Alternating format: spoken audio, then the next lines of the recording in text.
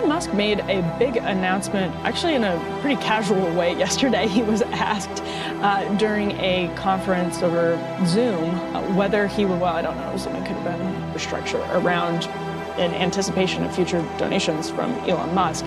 Let's take a listen to what he said. A conference over I think Zoom, whether he would, well, I don't know, Zoom, it could have been. In terms of political spending, I'm going to do a lot less in the future. And what?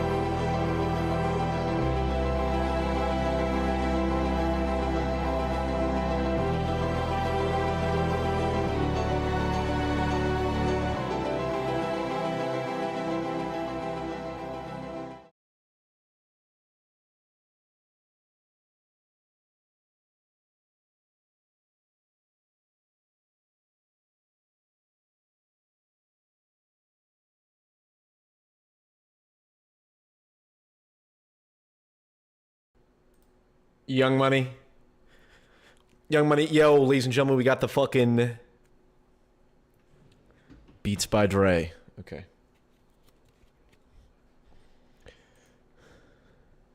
Ladies and gentlemen, welcome. Come on in. Come on in. Come on in. Class is starting soon. The professor will begin lecturing. Shout out to Enrique on the synths. Thank you for that intro music. All right. I lost my headphones, so we're using the Beats by Dre. All right, we're going to begin here momentarily. For some reason, everything is falling apart. My life is one significant joke. Explain.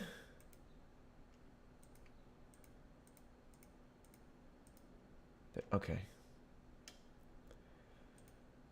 I have one. I hope everyone is excited. We're going to be watching part 2. Part 2. Oh, look at that. Would you look at that?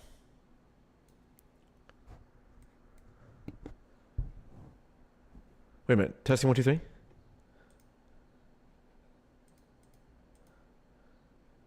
All right, here we go. Let's get the fucking desktop audio. Oh! Look at that setup. Look at that setup, ladies and gentlemen. Oh my God. Let's just do this.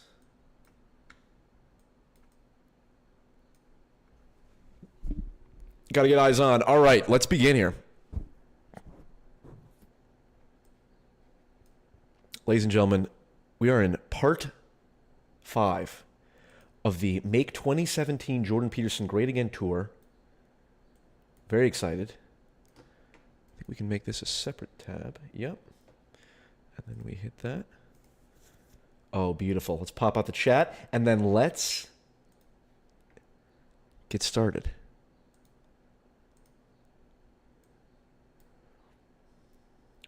What do we got here? What do we got here? What do we got here? Let's go. Peterson is unhinged. Amen. Rowan, Destiny's #1 cult member, has joined us, ladies and gentlemen. Hopefully we can get a message over to the Big D to watch some more Jordan Peterson. Second favorite right winger. Hey, we love it. All right, let's begin, ladies and gentlemen, with Dr. Jordan B. Peterson. Now, just to review our notes here. Remember, if you are someone who is creative, you need to engage in creative activity or you die like a tree that has been spiritually castrated. Let's begin. Let's go. Whoops.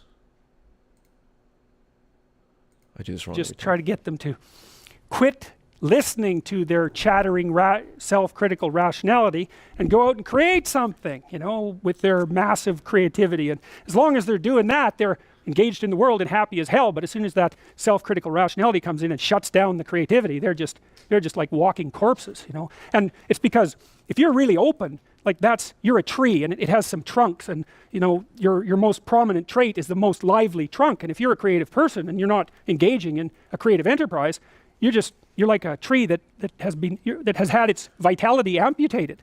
And so this is not trivial. This is deeply, deeply, deeply rooted in your biology. And those are people often who have not trivial, like ladies and dream lives gentlemen. you just can't believe. I have one client, he has like 4 spectacular dreams a week, and most of the time we just spend discussing them. I mean, God. And I had another client who could be lucid in her dreams, which is more common among women. She could ask the damn characters what they represented, and they would tell her. It was like, okay, that was pretty weird. And like a lot of the things they told her were really helpful, and they were not things that she wanted to hear. She basically, okay. One of them told her First off, talk about dreams. I am definitely borderline schizo to some degree because my dreams are fucking insane. I don't know if anyone here has lucid dreamed. But to be able to have a conversation with entities in your dream as if they are separate from you is insane, given the fact that those entities are coming from you. When you're talking to someone in a dream, who are you talking to? Because it's all in your head, so it's coming from you. You are talking to an entity that is distinct from you. I wrote a Substack piece about this exact phenomenon, but interesting nonetheless. If she was going to live, she'd have to go visit a slaughterhouse. And the reason for that was really Oh. and they would tell her. It was like, okay, that was pretty weird. And like a lot of the things they told her were really helpful, and they were not things that she wanted to hear. She basically, one of them told her if she was going to live, she'd have to go visit a slaughterhouse. And the reason for that was because she was raised as a little princess and protected from horrible Mother Nature until she hit puberty, in which time she turned into an evil villain, because that's how the family worked. Perfect child, evil teenager, overnight. And then, well, that was hard on her, and she wasn't prepared because she thought the world was princess world, and, you know, she couldn't go through a butcher store without having a fit. And no wonder, you know, like, really, Jesus, you know, it's no wonder, but you do it. But she couldn't, so we used to go to butcher stores, and that would make her cry, and that she was a vegetarian, that would make her cry and, you know, bemoan the cruelty of the world. And it's like, yeah, fair enough, man, those are bloody slabs of meat. It's like, I don't know why everyone isn't screaming when they walk through the butcher store, but you got to... True. Practice ethical consumption. If you can't afford it, get the eggs that are pasture-raised, get the chicken that is pasture-raised, if you can afford it. Ethical consumption. Create the incentives to move away from factory farming. Get used to it, man, because you can't live in the world otherwise. And so the dream character, who was a gypsy, told her that she had to go visit a slaughterhouse, which seemed rather impractical. And so I asked her if she could think of anything else to do, and she thought, well, why don't we go visit a funeral home and watch an embalming? And I thought, oh, good. That sounds like a fun way to spend a day. And so I phoned up a funeral parlor. Real quick, class, CS Paffy disturbing the rest of the students. Please keep all comments related to the lecture. We're very strict with the comment section, or the chat section here. Okay. Let's keep things on topic. Please. And I said I had a client who was terrified of death. Yeah, and I was a therapist who was also a little shaky on the concept myself. And so that sounds like a fun way to spend a day.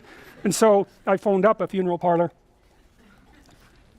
And I said I had a client who was terrified of death. Yeah, and I was a therapist who was also a little shaky on the concept myself.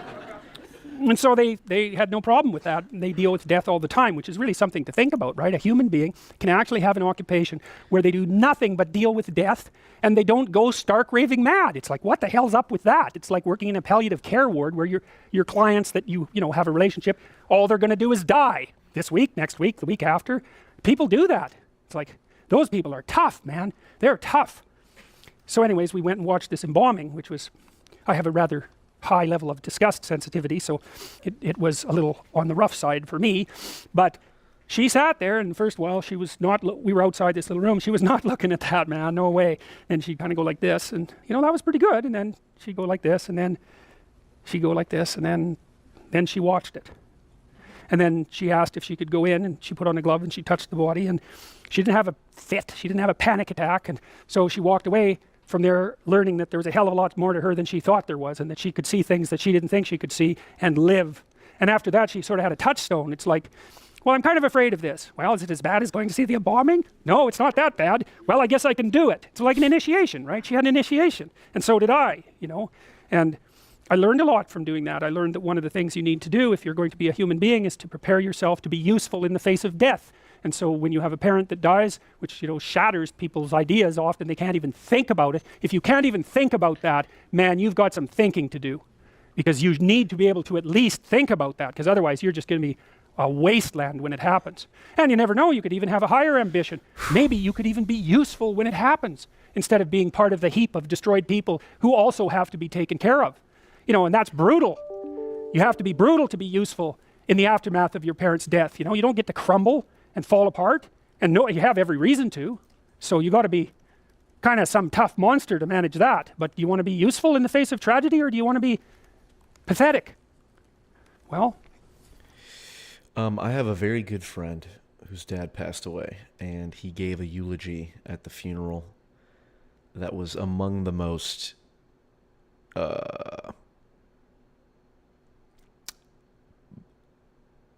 incredible, powerful things I've seen. And be the most useful person at your father's funeral.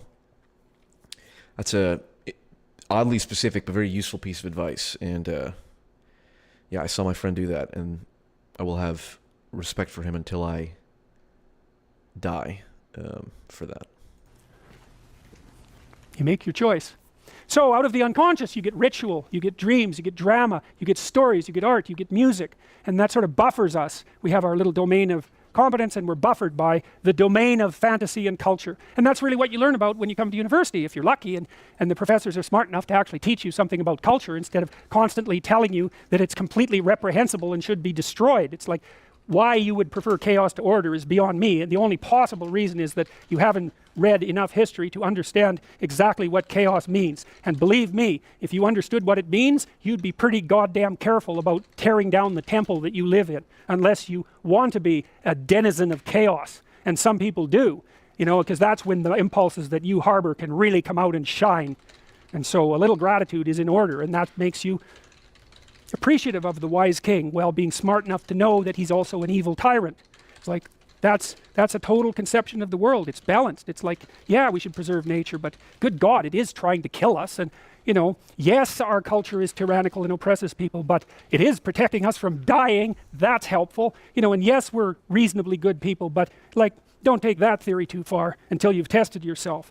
And, you know, real quick, we're covering a lot of different things. I wrote down, we're buffered by a layer of vibes-based material that mediates between our limited slice of consciousness that we experience while we're awake and the rest of the unconscious. In other words, when you are conscious, you are literally have one very narrow slice of field of awareness, right? It's like almost linear.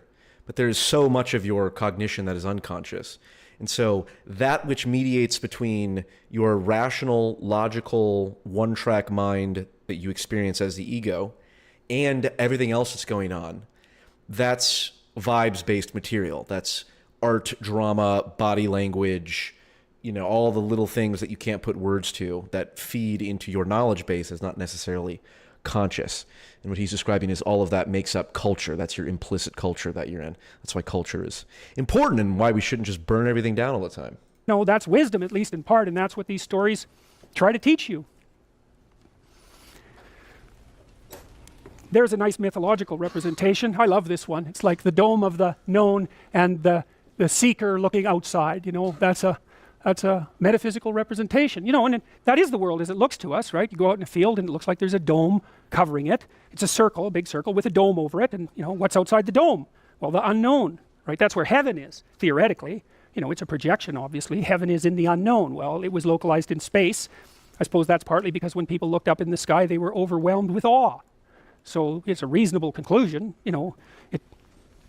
It's a projection of an unconscious presupposition. It's a projection of fantasy. You know, heaven is a fantasy, and I'm not denigrating fantasy, by the way, and it's projected imaginatively onto the sky, and that's part of the way you discover what's in your fantasy.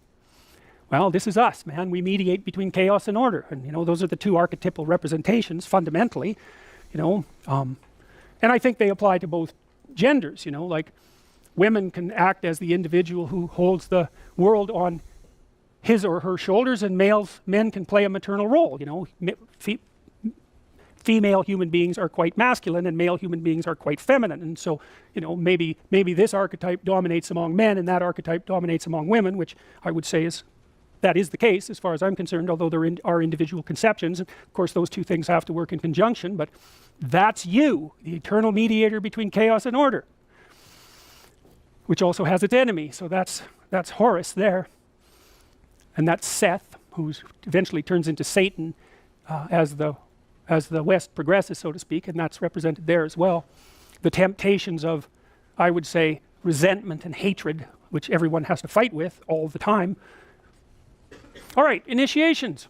So this is cool. This is a standard hero story, and initiatory rites are a part of human heritage, and so let's take a look. This is from Eliade. I would like even now to stress the fact that the psychopathology of the shamanic vocation is not profane. It does not belong to ordinary symptomatology. It's not mental illness.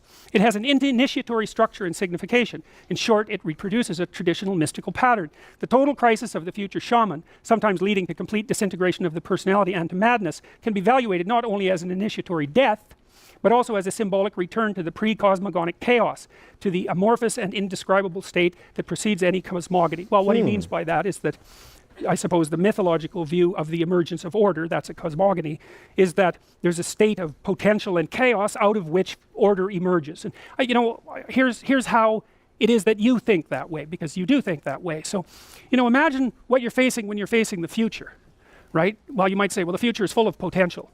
right? It's full of potential. What the hell does that mean? You know, you act as if that potential is really a real thing, and you're confronting it all the time. I'm confronting the potential of the future. Well, it doesn't exist yet. So what you're confronting doesn't even really exist. What you're conceptualizing doesn't really exist. And in some sense, you bring it into being by plotting your path through it. Well, the pre-cosmogonic chaos is the same as the potential of the future. It's exactly the same idea. It's the realm of possibility from which actuality emerges. And you participate in turning that possibility into actuality. That's what you're doing all the time. Now, can I explain that? Well, no. I have no idea how consciousness and the substrate of the world interact.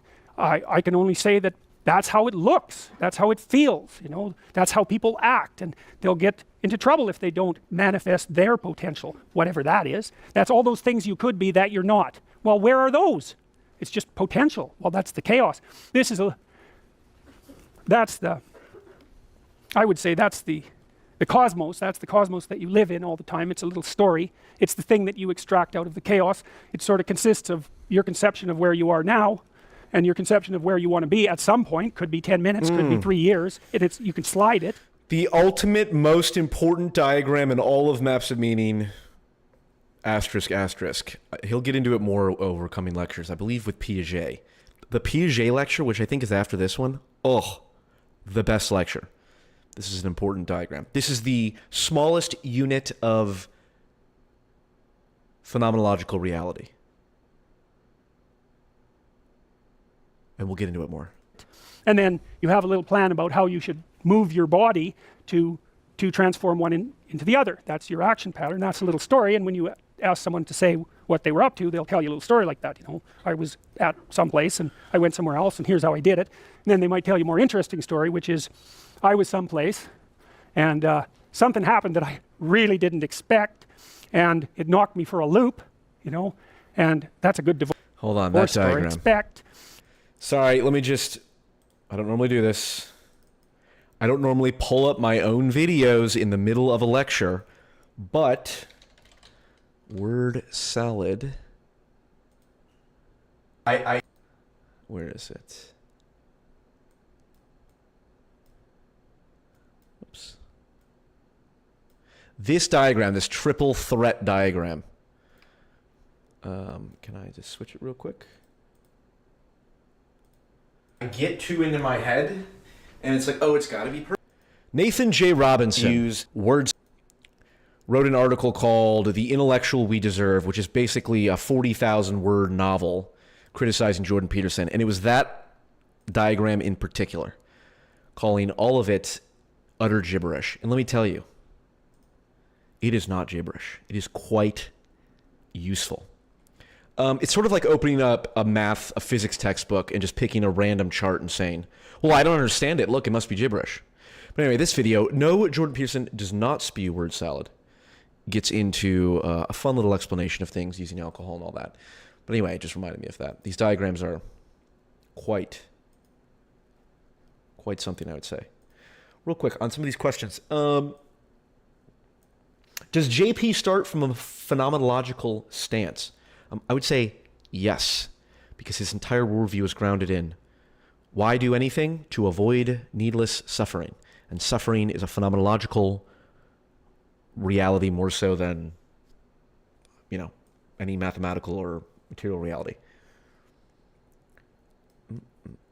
If you balance chaos and order, are you a centrist? One might say you might be an enlightened centrist.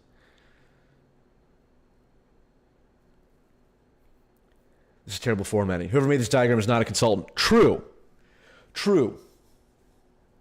Please tell me it's a Peterson piss take and not a Peterson. Listen, nobody's jerking anyone here. And it knocked me for a loop, you know, and that's a good divorce story. I came home one night and my wife was gone. It's like, yeah, chaos, and probably a bit of willful blindness preceding it, we might suspect. Anyways, down into chaos, and then, well, maybe you learn something down there, and maybe you don't, but hopefully you do, and you put yourself together if you're lucky, and then pop, bang, you pop up into another little structure of order. And that's an initiatory process. It's like you're somewhere stable, falls apart, or maybe you break it apart on purpose. You do it voluntarily, you know. People do that all the time. You know, they do that, for example, when they experiment with drugs, and they do that when they go on wild adventures, and you know, when they break themselves out of their.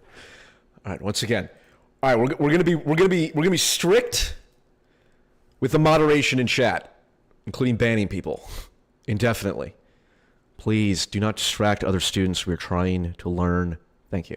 Normal routine and throw themselves somewhere they don't understand and hope that that's going to produce a transformation of personality. That's the basic story. That's the initiatory story. Now, this is William James, who was one of the establishers of modern psychology, and a kind of an odd guy. He was an early experimenter with psychedelics. Of course, they'll never tell you that, but he was. And his drug of choice was nitrous oxide, which is an inhalant gas, which seems to be inert. No one really knows why it works, but it produces quite intense.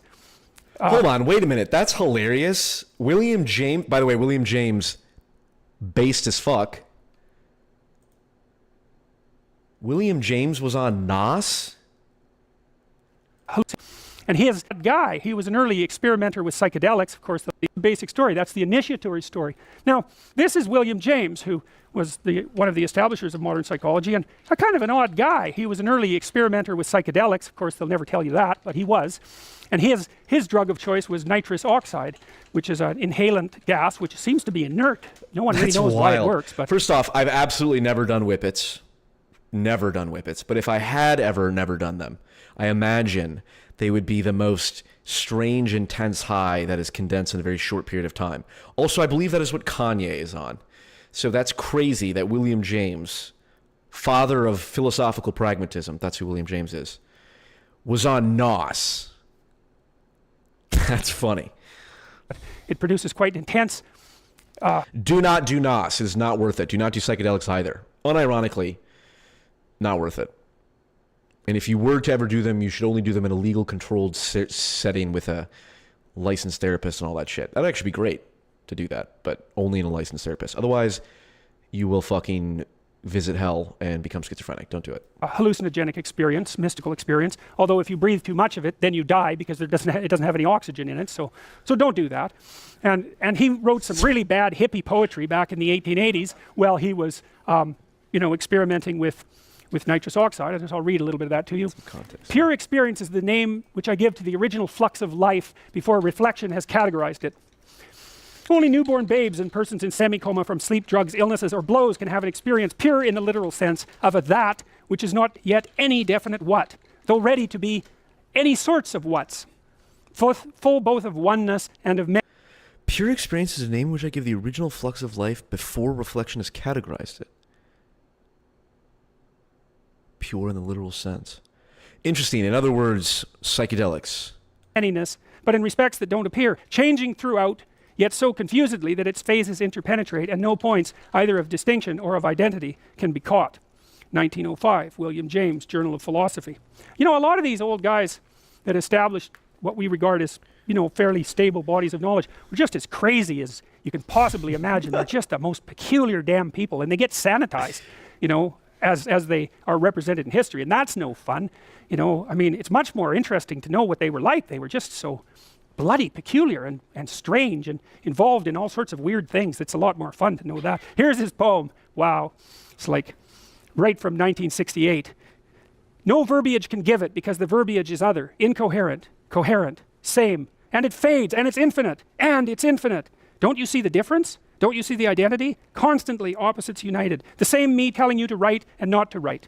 Extreme, extreme, extreme. Something and other than that thing. Intoxication and otherness than intoxication. Every attempt at betterment, every attempt at otherment it fades forever and forever as we move.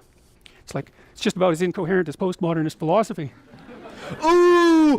So we know for our Oh, shit! archaic and traditional cultures that a symbolic return to chaos. Hold on, that's a meme line. What did he say that at? 135:44 meme line. Is equivalent to preparing a new creation. It follows that we may interpret the psychic chaos of the future shaman as a sign that the profane man is being dissolved and a new personality being prepared for birth. Transformation. Here's a way of thinking about it. Paradise. Paradise lost. Redemption. Classic story of mankind. Always. There was a great past. We're in a state of chaos. We're heading towards a better future. Everyone thinks that way. The stories are based on that. Well, that's that. Now, Ellen Berger, who wrote a lot about the psychoanalysis. The midwit meme. paradise, paradise lost, paradise regained. The midwit meme. Dumb guy says one thing, midwit thinks he has some, interesting observation that counteracts the dumb guy. Turns out the smartest guy agrees with the dumb guy. Paradise, paradise lost, paradise regained. Memes are archetypal. Analysts believed that Freud and Jung in particular had a creative illness, which he regarded as a sort of spontaneous shamanic transformation. And he said, a creative illness has these elements. It succeeds a period of intense preoccupation with an idea and search for certain truth. It's a polymorphous condition that can take the shape of depression, neurosis, psychosomatic ailments, or even psychosis. Jung was in that state when he wrote this book called The Red Book, which was just released last year, which is full of visionary illustrations and very strange poetry. And it contains the communications he had with imaginative beings that he conjured up when practicing doing exactly that. He practiced that for years, and he had these autonomous beings manifest themselves in his fantasy and had long conversations with them. It just, while he was working as a doctor and having a sane, normal life, and it's really something. Whatever the symptoms there felt as painful, well, he thought maybe he was going mad, and some people think he did, if not agonizing by the subject with alternating periods of alleviation and worsening. Throughout the illness, the subject never loses the thread of his dominating preoccupation. It's often compatible with normal professional activity and family life, but even if he keeps to his social activities, he's almost entirely absorbed with himself. He suffers from feelings of utter isolation, even when he has a mentor who guides him through the ordeal, like the shaman apprentice with his master. The termination is often rapid and marked by a phase of exhilaration. The subject emerges from his ordeal with a permanent transformation in his personality and a conviction that he has discovered a great truth or a new spiritual world. Many of the 19th and 20th century figures regarded universally as great, Nietzsche, Darwin, Dostoevsky, Tolstoy, Freud, Jung, were all additionally characterized by lengthy periods of profound psychological unrest and uncertainty. Well, you don't generate a new theory without some birth pangs, right? Because your old theory has to bite the dust first, and when your old theory bites the dust, it's like, where are you? You don't know. Do you know if you're going to come up with a new one? No. Yeah, if you're a creative person and you go through deep existential fits, well, that's a sign that you're the kind of person who's, at least in theory, capable of doing good, creative, powerful things. There's a good line of anytime you're dealing with like existential, like why, what am I doing? Why is this, am I doing the right thing? That's what hard feels like, right? When it comes to doing difficult things, starting a business, working on a creative project, trying something new, like anytime you are doing the existential questioning, that's what hard feels like. I think it's an Alex Hormozy line. It's like difficult is not, I got to wake up early and go to the gym and go work out and come back. It's like that's routine. That's not computational, methodical. It's not difficult. You know exactly what you need to do.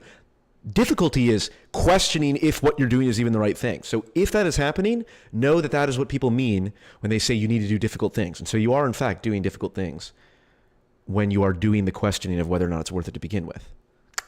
Important to know. Here's a cool thing. That doesn't guarantee that the thing you're doing is correct. It may be that you're doing it wrong, but that's the point of it. And this is my daughter. She was 5 years at this point. She was playing Prince and Princess with Julian, her 3-year-old. She said, "Dad, if we killed a dragon, we could use his skin as armor. Wouldn't that be a good idea?" I thought, hey, yeah, that's a hell of an idea, kid. You go right after the thing that frightens you the most and you develop something that protects you from doing that. It's like, where did she get that idea? Well, good work, kiddo. She had plenty of dragons in her life. So that's an understatement. The following dream was described by my daughter Michaela, 3 years 9 months old, about my son Julian, 1 year. Julian was in the process of toilet training and rapid speech development and was having some trouble controlling his emotions. Michaela liked to call him baby. We had several discussions about the fact that he wasn't really a baby anymore. She told me this story while I was at the computer, so I was able to get it verbatim. She wasn't very happy with the idea that he wasn't a baby anymore because she kind of liked the baby. She took care of that baby a lot, and her little brain was having a hard time with the notion that whatever that thing is now, it isn't a baby. It's like, well, where's my baby? And believe me, plenty of mothers go through the same thing. Then they attempt to keep their children babies for the rest of their lives. So this is what Michaela said, the dream. Julian's eyes fell out and then he falled into pieces. I said, what sort of pieces? She said, Julian pieces. And the bones falled out too. Then a hole got him and there was water in it, and when he came out, he was big. Mom, Julian isn't a baby anymore? No, he's a big boy. And a bug with legs got him out because bugs can swim. And the hole was in the park. And it moved into the backyard and he fell into it. A tree burned and left the hole. I thought, wow, that's so amazing. It's like, it was a shamanic transformation dream. It was like, the tree, that's the tree of life, it burnt and left a hole. The kid fell into it, it dissolved him right down to his bones. This little bug, which would be a Jungian representation of the self, like Jiminy Cricket, by the way, in Pinocchio. The bug was the thing that was alive that helped him through the transformation. He stepped out and now he was big. It's like that was her little brain conjuring up the notion of radical transformation. So this is cool. I hope this works. This is a dream that my nephew had that someone animated. Jordan Peterson is a clinical psychologist from the University of Toronto. Now, I do disagree with some of his fundamental ideas, but his thoughts on facing problems merge with my Stoic values. Within one of his Maps of Meaning lectures, he tells a true story about a 4-year-old boy, his nephew, who for months was suffering from terrible night terrors, terrors that were waking him up screaming. I wasn't sure what he was drawing there right off the bat. This boy, by the way, did have some areas of instability in his family life. Jordan visited the young boy's house, and the boy was running around dressed as a knight with a sword, a shield and a helmet. At night time he would take his sword and shield to bed. So Jordan got speaking to him and the boy described his dream. In the dream, he is standing surrounded by knee-high dwarfs. These dwarfs had beaks, and every time he would try to move, the dwarfs would jump up and bite him. A very frightening scenario for a young boy.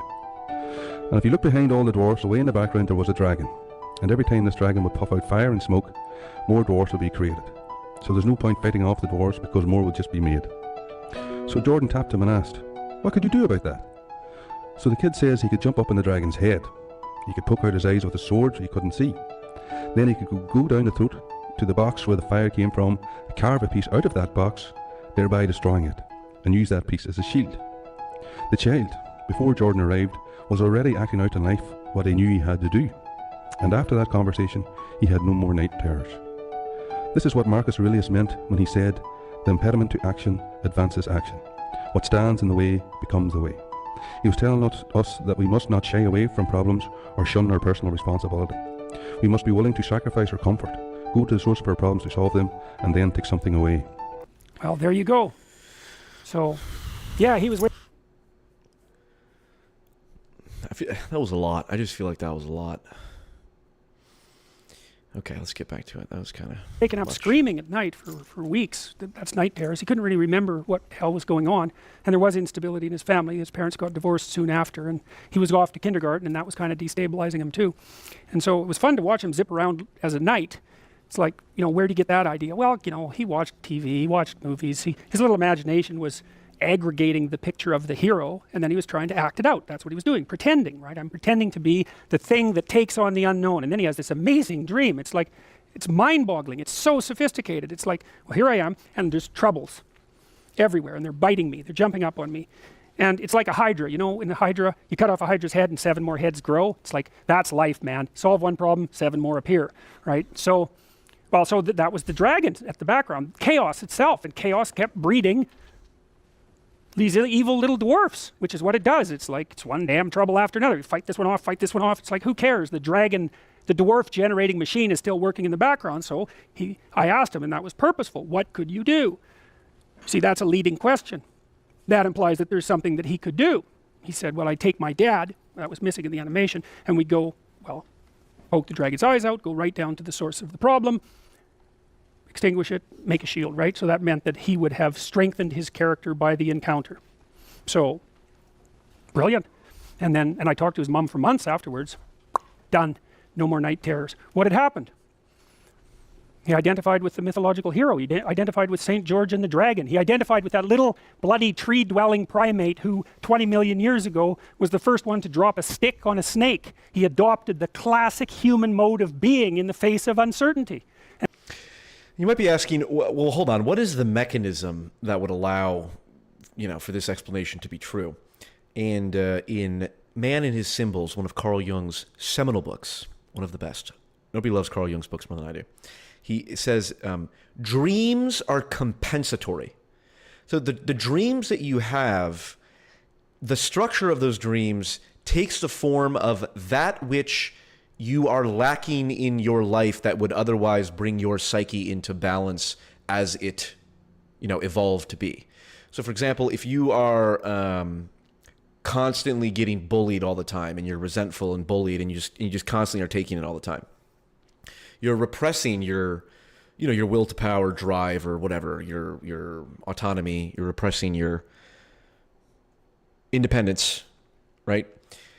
Whatever the Jungian equivalent would be. And therefore, then in the dreams, you will likely have dreams that are like you blowing shit up, right? Because you're repressing something, the dream compensates for it. And so the kid is, the mechanism behind this would be you have all of these problems, you don't know what to do about it, so you're having these compensatory dreams where you're like, well, I'm having these problems. But then you become conscious and go, okay, I need to do something about it.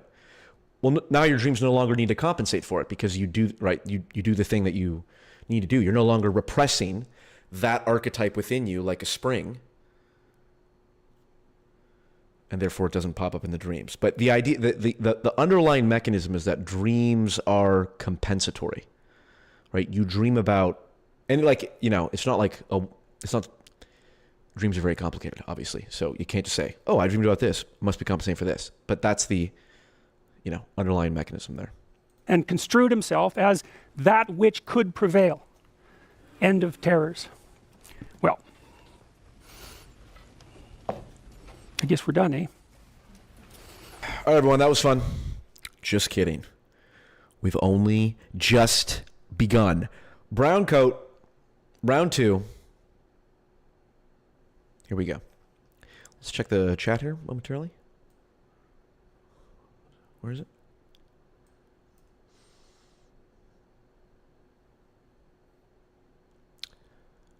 Why? How many? Testing 1, 2, 3. All right, everyone. Very nice. Also, if you're enjoying the stream, please don't forget to give it a like. That would be phenomenal. Let's get to chat here. Okay. What about the dreams where you only run in slow motion? It says something. So confronting death isn't something that's necessarily a brush with death, but the embodiment of death in the archetypal sense. Yes, you must die a small death when you learn, right? If you're in a relationship and then you break up, or, someone breaks up with you. Okay, well, you got to die because the part of you that thought, oh, I'm in a good relationship isn't real, dies with the breakup. And then from that death, you emerge wiser. And lower the temperature in your bedroom. Amen. People who keep the temperature above 73 at night, don't trust them. So we're going to do something a little different than the syllabus today because, we've got this 1 hour, 2 hour problem, and I really can't cover constructionism reasonably in 2 hours, 1 hour. That was supposed to be today. So what I'm going to do instead is continue on the line that I've been pursuing, but I'm going to expand it up more into Jungian psychology, which is what we're going after constructivism anyways. And so I can weave the constructivism and the depth psychology together, and it's nice to do that because it gives you a kind of a coherent view. So just so you know, we're 1 lecture ahead at the moment, roughly speaking, and I'll do constructivism on Tuesday for 2 hours. So, all right, so I showed you that animation. I told you about my nephew's dream, which is a remarkable dream, really. It's just amazing, amazing dream. And it's got this archetypal pattern, and the pattern is that there's a threat, and worse than that, that there are threats. And at the back of it, there is the fact of threat itself. You see, so human beings, we're so smart, eh? So this is so amazing that we figured this out. So you imagine, well, human beings are the only creatures that can really conceive of the class of all threatening things, right? And that's kind of why we can be permanently anxious. So it's sort of annoying. So, here you are, and it's safe. There's no lions here or anything that might prey on you. But you can think of something to be anxious about, no problem. I'm certain you've got some little skeleton rattling around in your closet somewhere that's like eating away at you. And so I think part of the reason we're so damn awake, human beings, is because we're always anxious. And you have to be awake when you're anxious. And the anxiety system actually activates your reticular activating system, and that actually produces, it's the substrate for consciousness. If you snap a few fibers in the back of your brain that are part of the reticular activating system in a car accident or something, you'll go into a coma, and that'll be that. You're not getting out of it. It doesn't take much of an injury either in the right place. Interesting. The part of your brain responsible, if I heard that correctly, the part of your the brain responsible for anxiety is a precondition for consciousness, which would be different from something, there's parts of your brain that, color vision or some shit that you don't need. What did he say that? Let's write that down. You closet somewhere that's like eating away at you. And so I think part of the reason we're so damn awake, human beings, is because we're always anxious. And you have to be awake when you're anxious.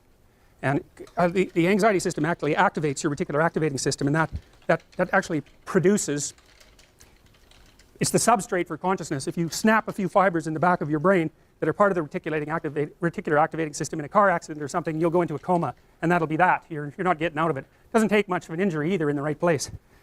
So anyways, so human beings have been struggling with this problem of threat forever, really, for as long as there's been life, or at least as long as there's been life with a nervous system, and you know, that's several 100 million years. It's a long time.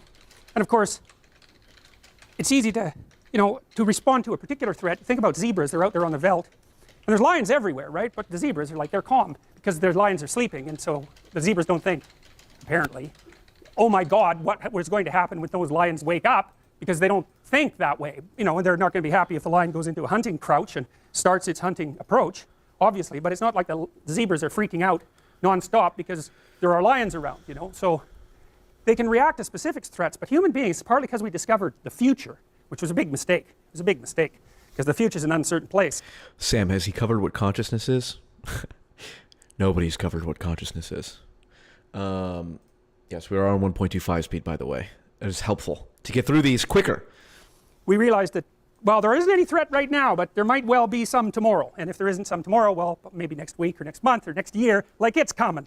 And so there's danger. So it's the category of danger, you know. And out of the category of danger emerge specific threats. And the dragon seems to be a symbol of, it is a symbol, I believe, of the ever-present fact of predatory, slightly predatory threat. But our nervous systems, as they've become capable of abstraction, have used that underlying architecture to represent more abstract categories. So it's not a predator, like a dragon is not a predator because there are no dragons, but maybe a dragon is a snake and a crocodile and maybe a leopard and maybe a predatory bird all mangled into one monster, because a monster is actually technically something that's made out of disparate parts. And so it's a good symbolic representation for the unknown as such, that which lies beyond the campfire, let's say. And what There's a famous clip of him arguing with Richard Dawkins in a debate that Alex O'Connor hosted, or a conversation that Alex O'Connor hosted, where he said dragons are more real, the biological reality of the dragon. And his point is, well, the dragon is a representation of a category, the category of threat itself, right? It's not just a lion, it's not just an eagle, it's not just fire, it's all of those things combined. It's not just this threat, that threat, or this threat, it's the class of threat itself. And so when he says the dragon, the biological reality of the dragon, is as much of a primal category as the category of lion, or if not deeper, he's saying in the same way that, like, the number 3 is more real than 3 individual things, right? The abstraction is more real, the category is more real than the thing that goes into that category. Right, and the point is, well, human beings evolved using the part of our brain that was originally for the real thing, that then, you know, abstracted out to create the abstract category. So we did evolve specifically to the threat of, you know, snakes, like the snake itself. But then we used the, you know, that specific circuit, which is just snake, and we expanded it out and abstracted it to be all threats, but we still represent it as snake, or, you know, it still has structures that make it, you know, that we think of things as a predator. This goes back to what he talked about in the last lecture, where chimpanzees have an alarm call, right? Like when they see a snake, they go, whatever fucking chimpanzees say, and that's the equivalent of saying fuck or holy shit. That's a big snake.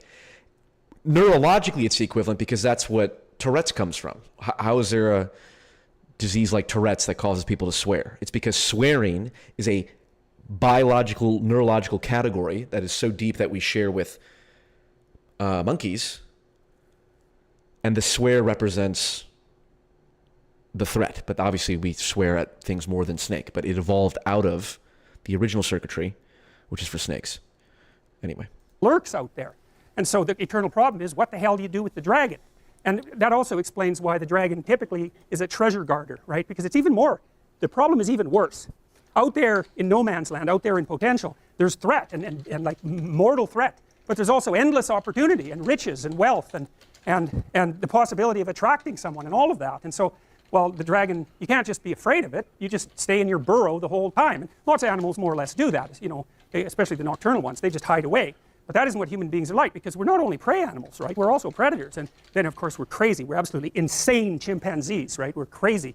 And so we're always out there mucking about with things and with our, you know, fingers and our thumbs and taking the world apart and putting it back together, and we're crazily exploratory and troublemaking. And so we don't just run from dragons, we go hunt them down. And so there's a story here. There's the oldest story that mankind knows, and literally it is the oldest story that we know, is this story. And the story basically is there's a bounded space, a walled garden, a walled city, you know, and all the original cities were walled, because if they weren't, barbarians would swoop in and they'd just steal all your stuff. And so, you know, that was kind of pointless. So, you know, you wanted to have some major league walls surrounding your territory, and so that's inhabited. Jordan Rogers, thank you for the $5. Are squirrels conscious? They must know there's a future. Otherwise, why do they hoard resources? No. Well, I suppose they could be. We would not suspect that they're conscious just because animals engage in behavior that, has payoff in the future.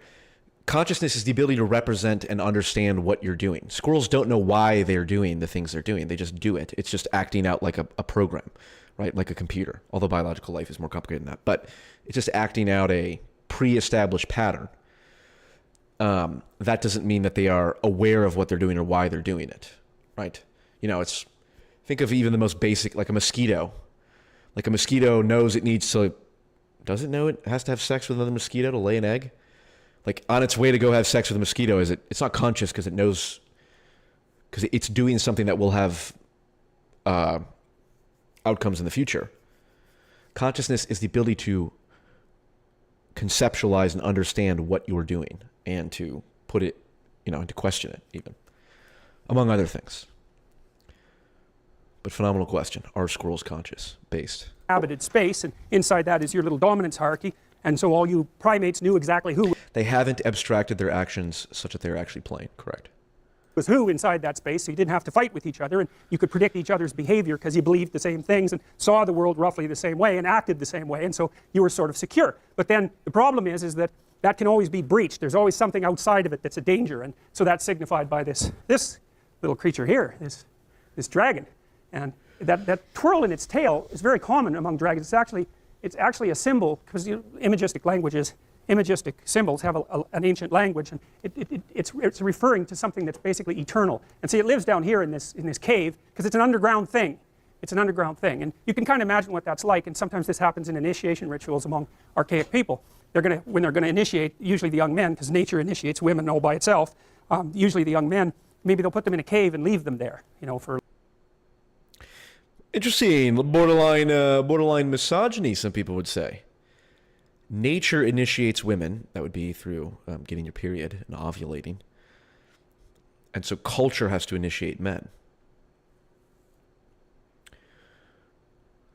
Interesting. Or like, well, who knows how long. And so you got to think, what's in a cave? Now, caves are dark, man. I don't know if you've ever been in one, but like they're dark, and they're really dark. And so not only is there whatever there is in the cave, and you don't know what the hell's in the cave, there's whatever you imagine might be in the cave. And so when you're in that cave and you're alone, you're confronting the devils and demons and monsters of your own imagination, you know. And so then you have a chance to perhaps deal with that and overcome it, and that's perhaps part of the initiation ceremony, you know, and that's part of growing up, because you have to learn how to face the things that terrify and upset you and recast them and put them back together. We talked a little bit about this idea of the pre-cosmogonic chaos that Iliad refers to, and that's the stuff out of which order is produced at the beginning of time, and it's also the stuff out of which you constantly reproduce order. And the Jungians, the psychoanalysts, especially the really deep psychoanalysts like Jung, Freud was a more surface psychoanalyst, and that's not an insult. There's some things that Freud figured out that are absolutely amazing. He was a precursor to Jung for sure. For Jung, the hero's journey was the journey inside the unconscious, and that would be perhaps in some sense that the willingness to face everything terrible that's happened to you and to think it through and to articulate it and to come to grips perhaps with your own capacity for malevolence. That was a really important part of Jungian ideas, that the first step towards individuation, which is the manifestation of your full self, let's say, was the discovery of your shadow. And your shadow is the part of you that will do terrible things under the right circumstances, and maybe even without that much provocation. And you know, and it's a terrifying part of you to come into contact with, because it's sort of the way that you're specifically attached to the archetype of evil. That's a good way of thinking about it. And you know, modern people, they don't really think much about the idea of good and evil, but that's because most of them are so damn naive you can just barely even comprehend it. You know, if you read any history, if you really read it, like and you don't come away with the idea that evil exists. It's like you're just reading the wrong kind of history, you know. It's just unbelievable what people can do to each other. And we're so imaginative, you know. And one of the things I figured out about people, the reason that we have the knowledge of good and evil, let's say, is that because we're self-conscious and we know about ourselves, we know about our own vulnerability, right? You know what hurts you. You really know what hurts you, way more than an animal knows. And so, and you're also creative, and so once you know what hurts you, man, you can really hurt someone else. And you can do it in such a creative way. You can draw it out, you can make it excruciating, you can take people apart physically and psychologically, and you can keep them, say, even right on the edge of death, so that you can keep doing that endlessly. And you know, that happens a hell of a lot more than you think it happens. It happens a lot. And so, well, and you think, well, you know, that doesn't involve me. It's like, oh yes it does, man. That's the problem, because you know, you're human, and that's the sort of things that human beings are capable of. And I'm not saying it's all probable that you do that ever, or that, but I'm saying that, you know, you got to take that into account when you're looking at the world and you think about all the perpetrators out there. It's like, it's not like there's perpetrators and there's victims. That isn't how it works. It doesn't work that way at all. And so the horrors of humanity, as well as the noble elements of humanity, are all elements of your central being. And for Jung, and this is the terrible thing, for Jung, the pathway to higher wisdom was through the terrible portal of, well, you could say hell, for that matter. Really. And so who wants to do that, man? It's like, no. You know, like maybe you're resentful about something. Well, you probably are, because like everybody's resentful about something, you know. And resentment is just a vicious emotion. It's really useful. It's really useful, because if you're resentful about something, it either means that you should grow the hell up and accept the responsibility and quit sniveling around and whining, or it means that someone actually is oppressing you and pushing on you too hard and bullying you and demeaning you, and you have something to say or do that you're not saying or doing. And no wonder you're not saying or doing it, because, you know, it can be really dangerous to say things or do them to free yourself from being oppressed. You can get in a lot of trouble in the short term for doing it. So it's easier just to not say anything, sort of day after day. In the short term you protect yourself, but it just crushes you. And then the resentment comes up, and resentment, man, that can just get so out of hand, you know. It starts with resentment, and then it goes to the desire for revenge, you know, because you'll play nasty little tricks on the person that's oppressing you. At any chance you'll talk about them behind their back, and if they want you to do something, you'll do it badly, or you'll do it grudgingly, or you'll do a half-rate job, and you'll set up little traps, and you know, so it puts you in a poisonous space. And then if you really start to dwell on that, say, in your basement for 3 or 4 years about just exactly how terrible the world is, and how that's focused on you, and how everyone's rejected you, and how you get to this point where you're thinking that, you know, existence itself is a kind of poisonous endeavor, and that the best thing for you to do is go out there and do as much, you know, create as much mayhem as you possibly can. And if you really get to a dark place, you think, I'm going to create as much mayhem as I possibly can by targeting the most innocent thing I can possibly imagine. And then you end up shooting kids in Connecticut. And that's how you get there. And so that's a bad road, man. There's dark things down there, but you can go there, and people do. And they go through the hole of resentment. And so resentment can tell you, you've got something to say.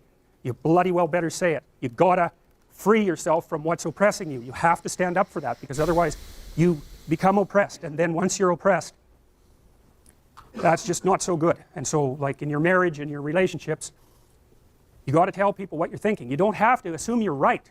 That's a whole different story, because you're not, because you're, you know, ignorant and you're biased, and you know, so you're not right, but you can stumble towards the expression of yourself, and then you can listen to the other person and hope that they tell you some way that you're stupid that's useful, so you can be a little less stupid in the future, because wouldn't that be good? And so, you know, you go after the unknown. You don't protect what you know. You already know what you know. You go after what you don't know. That's why you have to talk to people you don't agree with. That's why you have to talk to your enemies, because they're going to tell you things you don't know. You could even listen to them. It's possible they know a thing or two you don't know. But people don't like that, you know. They just talk to people who think the same way, and then they just stay stupid. And so that's not good, because I wonder if that's a problem that is persistent in the you know, sort of the online political realm of, well, you know, if someone disagrees with me, they must be a bad person. Interesting. If you're not wise, the world will wallop you. It'll flatten you, and far more than it has to. And then you'll be bitter and resentful, and you'll be part of that force that wallops instead of the force that fights against that. So, well, so you go after the dragon, and that's what this guy's doing. He's going after the dragon. It's threatening the society, because it always does. Chaos, what's outside of order, always threatens order. Always, always. And so you have to step forward, you know, in this manner, voluntarily, and go after that when it's still manageable, right? And that's the case in your own life too. So, you know, if you've had a proclivity to be bullied in the past, you know, and you want to get out of that, what you have to do is you have to make yourself awake to the to the what would you say, to the initial stages of that sort of bullying emerging in your life again, that sort of domination, and you have to step forward against it when it's still in its developing stages, because maybe you can just not have it happen. That would be better. And so you have to be ready to speak what you have to say more or less on a moment's notice. You can't be impulsive about it. You know, like if you and I are talking and you make a mistake or I make a mistake, even if it bothers one or the other of us, we should just write it off, because it's like one encounter. What the hell? You know, maybe we had a bad night's sleep or something, you know. So you got to be a little forgiving. But if it happens twice, then, you know, you should be a little awake. And you should remember both times. And then if it happens a third time, it's like that's when you act. And you say, look, we talked and this happened, and I thought, yeah, whatever. But then you did it again. And then you just did it again. Well, then the person is basically like, what are they going to do? You know, no, well, maybe they might argue with you, but you kind of got them. And generally, if you just point that out to people. Yeah, that is a good, this is a good interpersonal tool of 3 times the rule. If someone insults you, or, you know, does like a subtle dig at you and annoys you, note it. 2nd time, 3rd time. I have done this before with friends who are, or former friends who are annoying, and then point it out. And then it always, you know, and then you find out what the real issue is, because then, yeah, I won't go into it. But that is a good rule. If you want to confront someone on something, have evidence and note it. I noticed you did this, and then I noticed the other time we talked, you said this, blah, blah, blah. Well, just like that, just that you noticed and are willing to say something about it, they'll back the hell off. They'll often apologize. And sometimes you even make them a little more conscious, which is like, hey, that's not such a bad idea. And that's what all this means. And so this chaos idea, so for Jung, it was the unconscious, right? It was the contents of your unconscious. And so that might be the unknown past, the threatening past that you have never dealt with. It might be the threatening future. It might be the threatening present. But Jung realized as he got older that the unconscious was also the world. And you think, and so the chaos is not only your unconscious mind, which meets the unknown, but it's actually the unknown itself, mingled together. And you think, what the hell does that part? That's why the dragon is a land creature and an air creature. It's matter and spirit at the same time. And this sort of gets us into constructivism. Because the constructivists think that basically what happens is that you encounter those elements of the world that don't fit into your theory, and out of those new elements you make the world through your perceptions, and you make yourself by incorporating the information. Constructivism, based, not to be totally confused with social constructionism, although there's some element of that. The next lecture is Piaget, number 6, Constructivism, the best lecture, arguably. So pay attention. Anytime I talk about constructivism, that shit's based. And then transforming yourself. And that's how Piaget explains the development of a child. The child starts out with some reflexes, basic reflexes, and manifesting the reflexes produces results in the world, and then the child has to reorganize its perceptions to take into account the transformations, and so then it gets a little more sophisticated, and then it can do a few more things, and then it can manifest more changes in the world, and then it tracks them and modifies its perceptions and actions to account for them, and it just keeps doing that, and that's how the child boots itself up, like a computer does. It's a very cool idea. And so from the Piagetian stance, so it's a constructivist stance, you could think of the world as a latent pool of information. It's something like that, with a structure, obviously, that you can interact with your little fingers and your body and your mind and your eyes and your mouth, and you make changes happen, and you track them, and you model them, and you build your skills, and as you continue to do that, in the safety of your house, initially under the care of your parents who fill in where you're ignorant, you just emerge more and more competent and confident and ready to move ahead. So that's how the constructivist idea works. And so there's kind of a chaos idea at the bottom of that, which is that out of which you emerge and the world emerges at the same time. Because you don't see reality, not at all. You see almost like an animated version of reality, you know? Like when I look at you, I just see the front of you, I just see the outside of you, I see you at this height, I don't see any of your internal structure, I don't see the back part of you at all, I don't see your family, I don't see your history, I don't see your future, you know? I just see this slice of you. You're so complicated. I just see this little, like, oversimplified slice of you right now, and I think that's the reality. And it's sort of the reality, the way that a Simpsons character is you. It's like, it's sort of like. All right, hold on. This is a schizophrenic perception that I have. Okay, and the idea is basically like, imagine that when you looked out into the world, there's that one movie, They Live, where you put on the sunglasses and it tells you what everything really means, like money is, this is your God and all that, whatever. Imagine you put on glasses and you could see, when you look at a person, you can see emerging out of them all of their social connections and the strengths of those social connections, right? Because whenever you're driving down the highway, you know, you just look at the world, it's so unbelievably fucking complex. And it's like, but there's a network that is tying it all together, right? Like if I fly from New York to Los Angeles, like that's, you know, millions of people in either city, plus all that distance, and yet you can meet your friend at exactly where they live. There's a whole range of complexity. Because it's not just like, oh, the material world is spread out. It's like everything plugs into a network at its proper spot, right? Like the electrical grid, every outlet eventually makes its way to the electrical grid. It's like, imagine being able to look at every person and they're like an outlet, and you could see their social network plug into the broader grid. And everyone, unless you're genuinely entirely isolated, there's virtually, like, everyone's plugged into that social grid. And I just, like, you know, I imagine the world of, like, you know, looking at someone and then you just seeing all the, like, you know, all their social connections. Anyway, fellow schizo Jordan Peterson triggered that in me.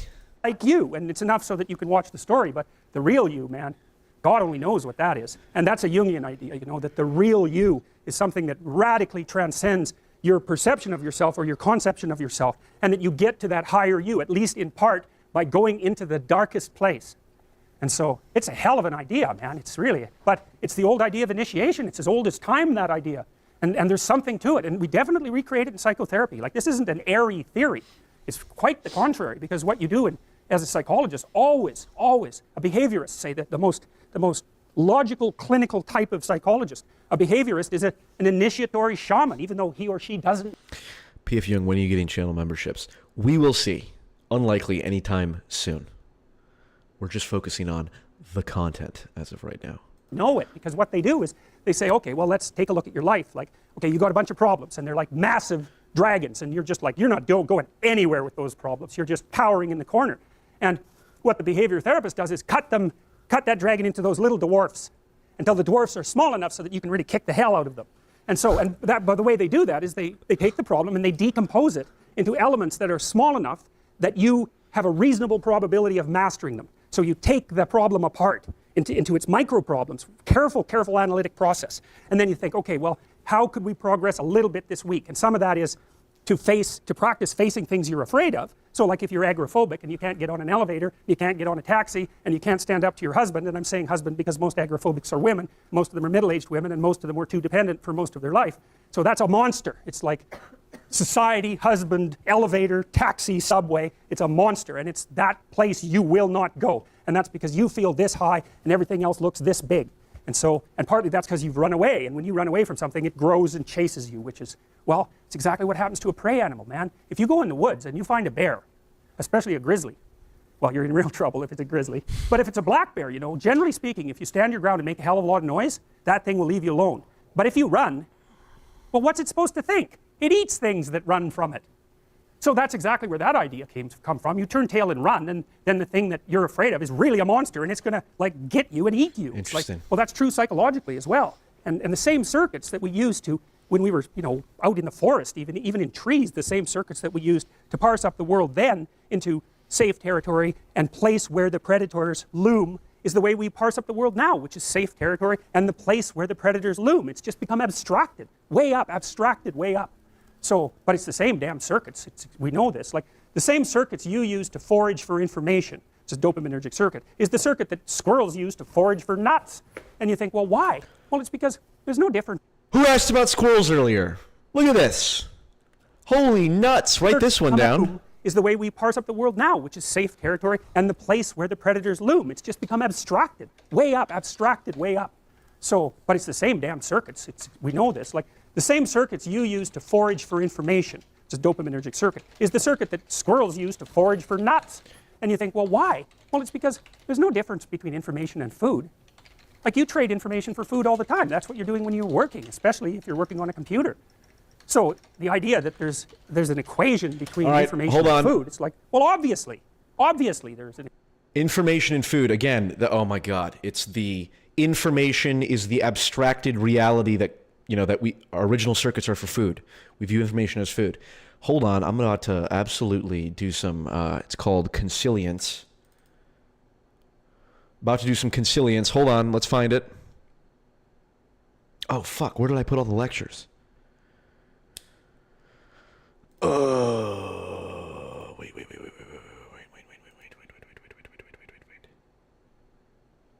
We're about to find Robert Sapolsky here.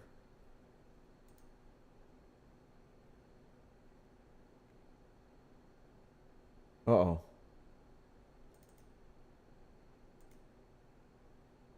Okay, here we go. Sapolsky. Hold on. Strap in, everyone.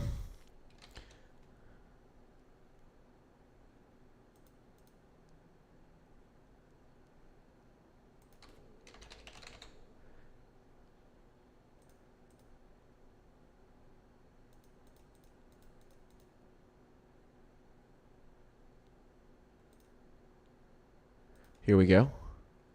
Check this out, yo. What do I have it as? 1:12:30. Of logical things. Really interesting level, evidence that the lateral hypothalamus has something to do with hungers in the broader sense. Hungers for types of information, hungers for other rewards other than food. It's an area having to do with hunger. Okay. Yeah, so he's talking about the part of the brain. On top of that, I will not mention it, but that's its function. Lateral hypothalamus has something to do with hunger. And that's the area that people wasted years on thinking they were studying aggression when they were instead studying predatory behavior. Lateral hypothalamus has to do with hunger.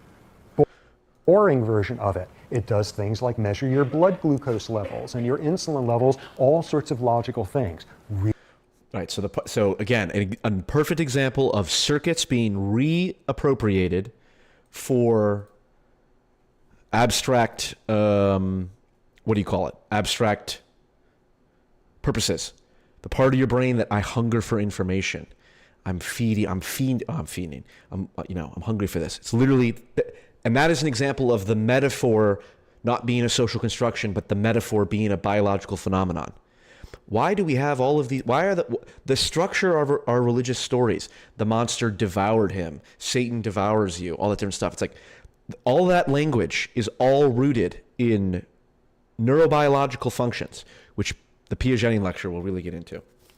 But anyway, so the point about foraging for nuts is the same part that we use to forage for information. Hilarious that we had squirrels brought up today. Let's get back to it. Yes, by the way, yes, I have, hold on. Where are the notes? Where are the notes? These are my, nope. Oh, I exit out of it.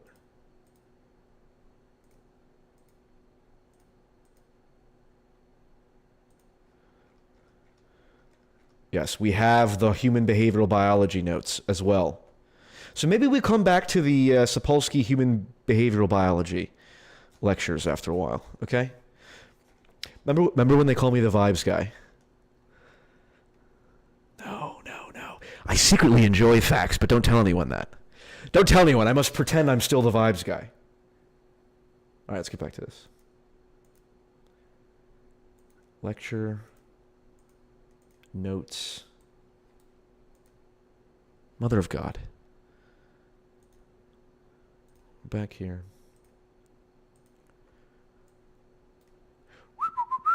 Okay. All right.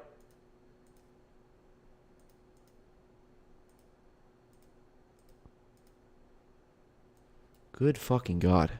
Depends on which monitor you have. That's a problem.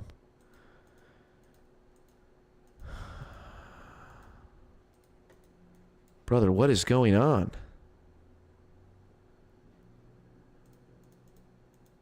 Here we go. There we go. All right. Let's finish this up.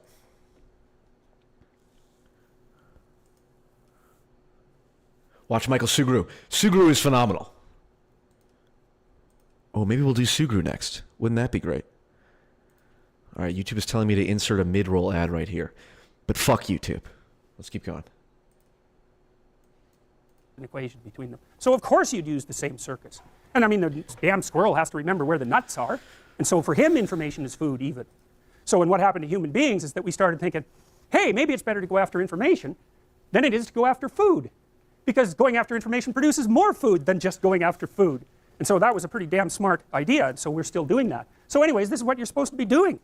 And this is what behavior therapists do. They decompose your problems. What are you afraid of? Well, okay, you're afraid of everything. Well, let's get something specific you're afraid of. Well, I'm afraid of an elevator. Okay, an elevator. So I have a client, she's afraid of elevators. The elevator door opens, she goes, that's a tomb. And I thought, oh, wow, I thought it was an elevator. But for you... Yeah, Jordan Rogers, I knew squirrels could see the future. You were right, all along. That's funny. It's not a bloody elevator. It's death. And so that's... Transubstantiation sounding real important right now. What an S-tier fucking observation, J.R. Thompson. Gold star student for today, J.R. Thompson, S-tier observations. Transubstantiation, eating the flesh, foraging for God. What you're afraid of. It's worse than that. You're afraid of being trapped inside there in the dark alone, not knowing if anyone is going to rescue you, stuck there with your damn imagination, freaking out. It's like, and if that's not, and then maybe you have a heart attack because you're so terrified and you die. It's like, you know, so that's the elevator. Well, it's no bloody wonder that no one's going to get into something like that. And then maybe underneath that is your distrust in the mechanisms of society, right? Because, you know, a normal person, those weird creatures, they'll get an elevator, what the hell, they don't care. And partly it's because they have an implicit belief, even if the thing stops, somebody will come along and rescue them. And usually you don't even think about it, right? It's like, oh, what the hell, it's an elevator. It's like, the danger is invisible to you. And it's partly because you implicitly trust the structure. And so maybe you go into the unconscious presuppositions of the person who is terrified of the elevator and the subways, and you find out they have a real problem with trusting authority. That's partly why they don't get along with their husband, and why they've never been able to stand up for themselves. So then you say, okay, well, you're afraid of the damn elevator, but it's not an elevator, it's a tomb. And the tomb is partly you, and it's partly the elevator, and partly your unconscious mind. And so, well, what can you handle? Can you go and look at an elevator from 10 feet away? It's like, yes. Okay. How about 9 feet away? Yes. 5 feet, yes. 4 feet, no. Okay, no problem. 4.5 feet, we're going to go from that elevator, and we're going to look at the damn thing until you're bored of it, because that's what we're trying to, you should be bored of the elevator, because then you're not afraid of it, obviously. It's like, it's an elevator. You just don't notice it, right? All these things around here that you don't notice. By the way, if you were ever to do psychedelics, which I do not recommend, if you're going to take psychedelics, the first time you take them, take an amount that you know you'll be bored with, so then you know your threshold, and then you can iterate on there. Again, don't ever do them, but if you were forced to do them and they said you get to choose how much you do the amount that you know you'll get bored on, and then the next time you can iterate because you know your baseline. I have no sympathy for people who take too many to begin with. That's just, it's so dumb. It's hard to believe. I'd take you out of here and ask you what color the walls are. You haven't got any idea. You know, I suspect for most of you, there's not a chance you'd be able to identify the gender of the person who's sitting next to you, unless you know them. It's like, you just don't remember anything. And why should you? Everything works. Like, you don't have... That's bullshit. I remember all of the hot girls in my lecture classes when I would go in. First, everyone knows, first thing you do when you walk into a class, high school, college, whatever, what's the first thing you do? Who are the hot women? So, Dr. Peterson here. Bad example. Shill, nonsense. Every criticism about him is correct. To pay attention to it. It's like, is that staying up? Yeah, it's still up. Yeah, still up. Still up. It's like, really? No. No, you get bored of that real quick. And so then you just ignore it. But the agoraphobic has had that veil of ignorance torn away, and what they see behind it is mortal threat. And so that's really what you're helping them deal with. And so this week they're 4.5 feet from the elevator. Next week they're a foot from the elevator. And the week after that, the horrible gates of hell open and they look inside and they don't run. And so, hey, they're tougher than they thought they were. And that's what you're teaching them, actually. You're not teaching them that the world isn't dangerous, because that's a stupid thing to teach someone. Bloody right, the world is dangerous. It's terrifying.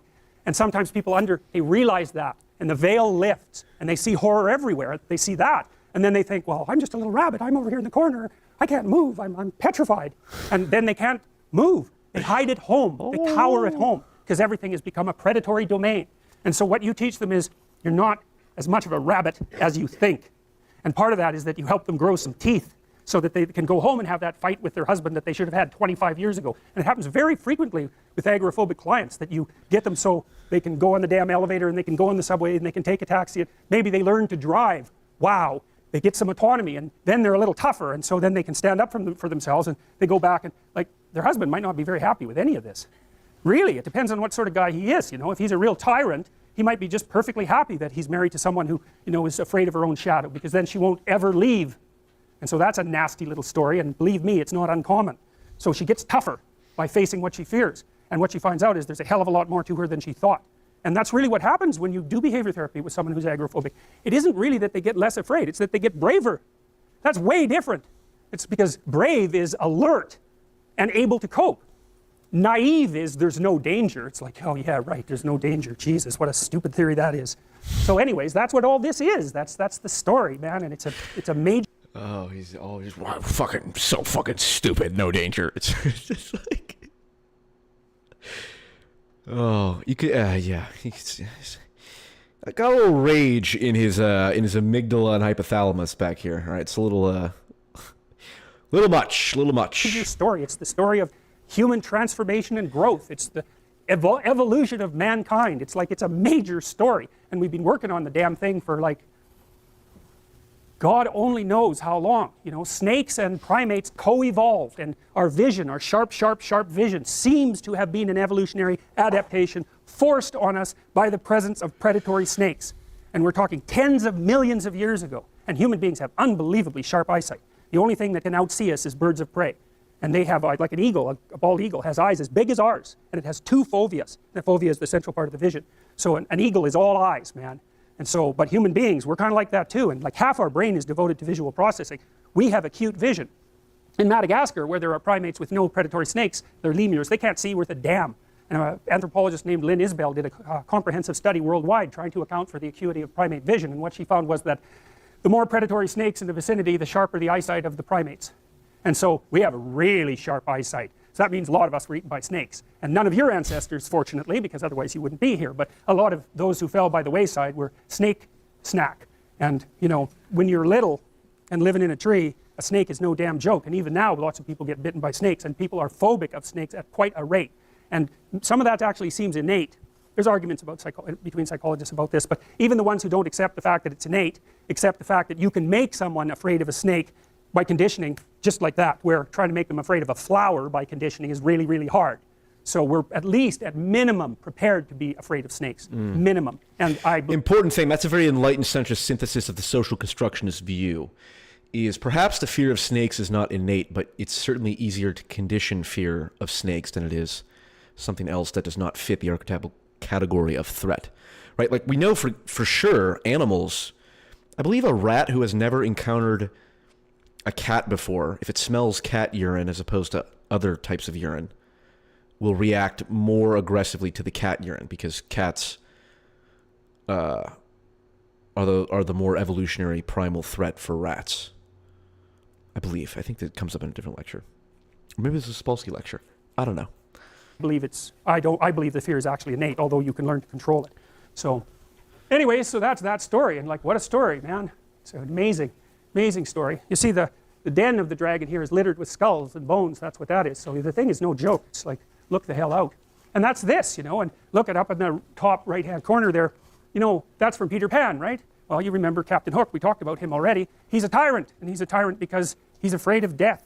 And that's all he sees in life. And so it makes him cruel and bitter, and death has already taken part of him, right? That's why he has a hook. And that damn crocodile's chasing him, tick, tick, tick, tick, all the time. And of course, that's the same situation you're all in, man. There's a crocodile with a clock in its stomach chasing you, and it could easily turn you into a tyrant. It can turn you into a tyrant or a cowering victim or a hero. Those are the options, fundamentally. So, and that's the Gorgon looking at her own, the Medusa looking at her own reflection, you know, Mother Nature with the head full of snakes, you know, a terrifying vision. And that's actually, to some degree, an archetype that men get confused with women. And, you know, that's the witchy part of women, and that's the part that's attractive, but rejecting. And so many men are petrified by women. They won't approach them at all. They have no idea how to talk to them. They're just petrified into immobility. And that's way more common than you think. And so that breeds resentment like you wouldn't believe, you know. You hear the guy who shot up, like, Dawson College. It's like, what the hell do you think motivated him? It's like, that's what he saw. And it was because, well, my opinion is he was too goddamn useless to be attractive to anyone. And so that's a hell of a place to be in, you know. And that's the problem, too. If you're chronically rejected by people, it's often because of your own insufficiencies. You know, whether that's cowardice. Quite the anti-red pill sentiment from or lack of JPP. Social skills or whatever it is. It's like, you can't just brush it off as, oh, well, you know, no one likes me, but really I'm okay. It's like, no, wrong? If everyone rejects you, there's probably something wrong, and it's probably deep and difficult, and it's going to be horrible to fix. And so this isn't a trivial problem. It's not a trivial problem at all.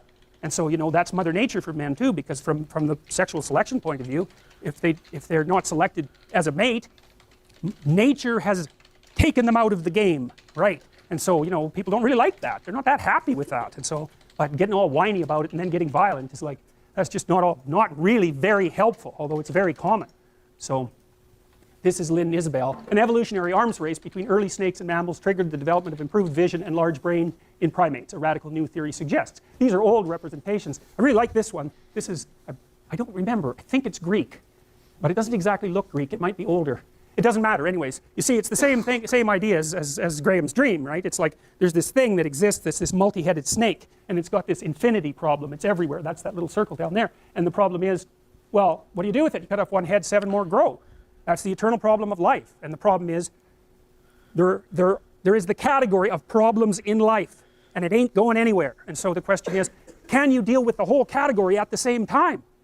That's the thing. That's how to be in the world, is to deal with that category all at the same time. And so how did human beings, what did they come up with as a solution? And that's so cool too, because the solution they come up with not only was the heroism that allows you to approach what you're terrified by and what you find offensive and to learn from it, but also the idea of sacrifice, and that was played out by cultures everywhere, including human sacrifice. And you think, what the hell was up with those crazy bastards so long ago? They were sacrificing to gods all the time. What kind of clueless behavior was that? Burn something and please God. Burn something valuable and please God. It's like, what was with them? What were they thinking?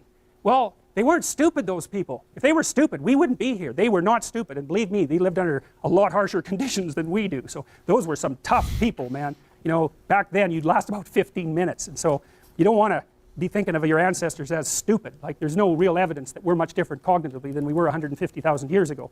So anyways, sacrifice. What does that mean, sacrifice? Well, it's a discovery, man. It's the discovery of the future. It's like the future is actually the place where there is threat, and it's always going to be there. So what do? You make sacrifices in the present so that the future is better. Okay, real quick, just to elaborate on this point, because this is a very important point of how things go from, yeah, why are we practicing child sacrifice, to now the idea of, oh, we can understand that that's the rational, oh, you need to sacrifice for the future. At some point, a chimpanzee became conscious, right? Or whatever the fucking pre-human was. At some point, humans became humans, right? Human consciousness, developed. Now, was it an instantaneous thing, or was it like a gradual thing? Probably more of a gradual thing. But even if it was instantaneous, it would have been in like a more primal form than it is now. So you have to think, the experience of a human being that is not civilized, that doesn't have language, that is like, primitive, their conscious experience is like that of being in a dream, right? So if you're awake, we have this very rational, conscious experience. It's very stripped of its, crazy archetypal elements. But when you dream, everything's like, oh, holy fuck, everything's all over the place. You dreaming is the conscious state of a primitive person who was uncivilized. And that would have been like the prehistoric humans who had no language and no writing, were very primitive language. And so in order to develop the idea of sacrifice broadly, it had to take an initial like primal form that would have fit more with the person who's living life like a dream. And his point is that was that being able to sacrifice something to please God, sacrifice something valuable now so that you benefit in the future. It's like that idea could only have emerged over a long process, which included like a very, rough initial first draft. And when we were operating on a much more primitive consciousness, that's the first draft we got.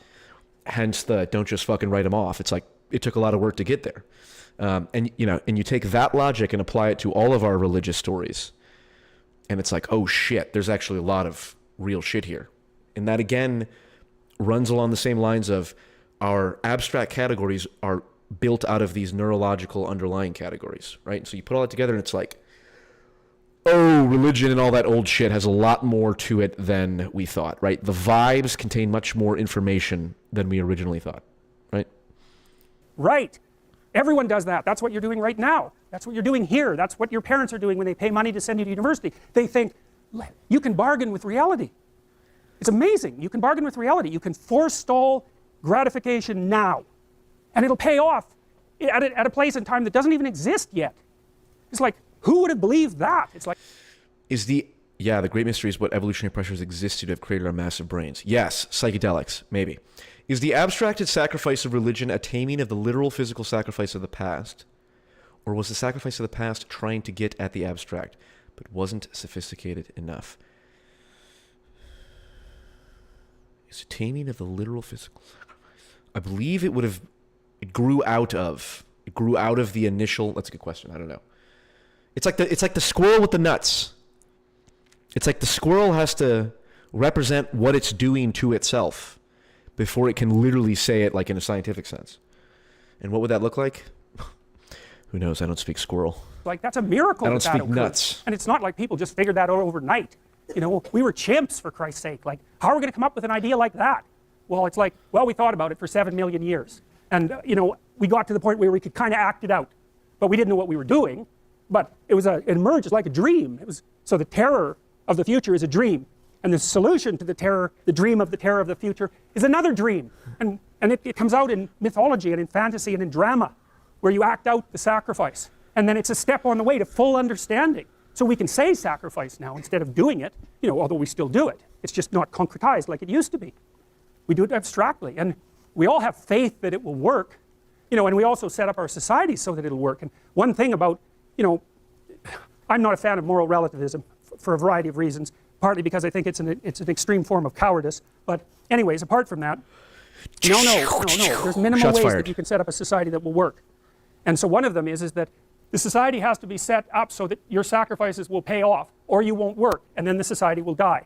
And so it has to make promises. People have to make promises to one another. And that's what money is. Money is a promise that your sacrifice will pay off in the future. That's what money is. And so if the society is stable, you can store up your work right now, you can sacrifice your impulses, and you can work, and you can store up credit for the future, and then you can make the future a better place. But society has to be stable enough to allow for that. Hyperinflation will do you in. So the promise that's implicit in the currency is the promise that what you're doing now will pay off in the future. And if people don't have that promise, then, well, we know what they do. Because in gangs, for example, in, say, gangs in North America, the time horizon of the gang members shrinks rapidly because they don't really expect to be alive much past 21. And so they get really impulsive and violent. And like, why the hell not? That's what you do when the future doesn't matter, when it's not real. You default back to living in the moment, and you take what you can get right now. And no wonder, because you don't know if you're going to be around in a year. And you get whatever you can while you can bloody well get it. And that's like anarchy, that state. And so you don't want to live in, some people like to live in that state because they're really wired for that, you know. And so they're much more comfortable in those conditions. They're kind of like warrior types, I would say, in some sense. But, you know, for most people, that's just, well, that stress will just do you in, you know, the stress of a life like that. So that's a pretty horrible picture, the one on the right, I think. And, you know, it's a creepy picture. And don't you think? It seems like a creepy picture to me. Yeah, and so that's Quetzalcoatl, if I remember correctly, who was an Aztec dragon. Quetzalcoatl. And that's the eye of Horus, by the way, this little thing here. And see, the Egyptians, they worship the eye. Yeah, well, that's cool, because, well, why did they worship the eye? Well, wake the hell up and look at the world. That's your salvation, to do that. Pay bloody attention. Wait. The Egyptians worshiped the eye because they needed to wake up. The Egyptians, they wake up? The Egyptians are woke. Oh my God. Is James Lindsay the fucking TA for this? Is he making these slides? Especially to the things you don't want to pay attention to. And use your vision. Have some vision. And you can use your vision to see into the future. And that's your redemption. And the Egyptians, they didn't know how to say that, but they knew how to represent it. And that's how they represented it. Like, the pupil on that is completely open, completely dilated. And that's a god as far as the Egyptians were concerned. It's Horus, and I'll tell you Horus' story at some point. So early primates developed a better eye for color, detail, and movement, and the ability to see in 3 dimensions, traits that are important for detecting threats at close range. Humans are descended from these same primates. All right. So now, the initiation. Well, when you go into psychotherapy, or when you make any supreme moral effort, which is roughly the same thing, you have to confront that which you do not know. Now, I mentioned the pre-cosmogonic chaos and the idea that at the end of Jung's life, he sort of thought of the unconscious and the world as the same. And you think, what the hell does that mean? But here's what it means. So let's say you're in a long-term intimate relationship and you get betrayed. Okay, so what is it that you see when you see your partner at the moment you know of the betrayal? Well, you see the pre-cosmogonic chaos, and here's why. Well, it rattles your unconscious up because you don't know anything anymore. You don't know what the past was, right? You don't know what it was. And it's supposed to be real, and all of a sudden you don't know what it was. And so you come up with wild ideas about what it might have been and what it represented, and then you don't know what the future is going to be anymore. So then your fantasy fills that space, and you don't know who the hell you're looking at, that's for sure, and you don't know much about human beings, and you certainly don't know anything about yourself. And so all of a sudden, not only is everything in chaos inside your mind, but everything is in chaos in your world. And it actually is, and there's no telling the difference between those two things. You know, and so then you're just shattered. And so then you go talk to a therapist for like 2 years, and you think, what happened? What was the reality? And the reality is, because who knows what the reality was, like, but as far as you're concerned, the reality is, I better represent this properly in my head. I better figure out who I was, who that person was, what we did together, and what it meant, because I do not want this to happen again. And so you're healed when you get to the point where you've grasped the bloody moral of the story. What went wrong? And how can I not have that happen again? Because that's the purpose of learning, right? That's the purpose of memory. It's to prepare you for the future. And so you have to pull out of that massive chaos a functional representation that increases your wisdom so that you're not this naive target the next time you enter into a relationship. So at least you can have another relationship without being so traumatized that, you know, you're done. And you know, it can take people years to talk that through, because this landscape of potential opens up when they're betrayed. It's like, well, anything could have been the truth. Well, to sort through that, you have to wander through all that mess, and it's really painful and emotional as well. You have to sort through all that mess to come out with the new you, right? The renewed you. And so, well, this is a representation of it. This is how people act this out. But whatever method he may have been designated, the shaman is recognized as such as only after having received 2 methods of instruction. The first is ecstatic, dreams, trances, and visions. The second is traditional shamanic techniques, names and functions of the spirit, mythology and genealogy of the clan, and a secret language. Well, one of the things that happens, this happens to you even if you encounter something terrible like a betrayal. What happens is that you have to take a journey into the domain of morality, essentially, which is, well, how did I act, and how did that person act, and how should have they acted, and how should have I acted? And that's part of your cultural structure. And so that's the idea of rescuing the dead father from the depths, right? And that's, well, we'll show you some examples of that. So, rescue the father from the belly of the whale. This is a critical issue with regards to the shamanic transformation, is that people go through these terrible experiences, often drug-induced, by the way, with regards to the shaman. They usually use psychedelic chemicals of one form or another, often mushrooms, but they've come up with some very strange concoctions like ayahuasca down in the Amazon. And ayahuasca is an amazing substance. It's made out of the bark of one thing and another plant whose name I don't remember, that hardly even grow in the same place and that have to be cooked together in a special way. And no one has any idea how the damn Amazonians figured that out. It looks impossible. And if you ask them, they say, well, the plants told us how to do it, which, you know, Western people don't find very helpful. But the shamans are perfectly happy with that description. And ayahuasca takes them apart. And it does that in part because it affects the serotonergic system very, very powerfully, like all psychedelics do. And it transports them to another world. And that's how they interpret it. And what we know about psychedelics, you could put in a thimble and then throw the thimble away. We know nothing about psychedelics. There's new experiments going on at Johns Hopkins, for example, with psilocybin, which is part of this active chemical in magic mushrooms. Same structure, basically, as LSD and mescaline, and all the real psychedelics have basically the same structure, except I think he gets into the world tree here, which is another good example, but we'll keep going. One that's derived from Amanita muscaria, which is called muscarinic acid, and it's its own weird thing that no one knows anything about. Anyways, they have profound neurochemical effects in very small doses.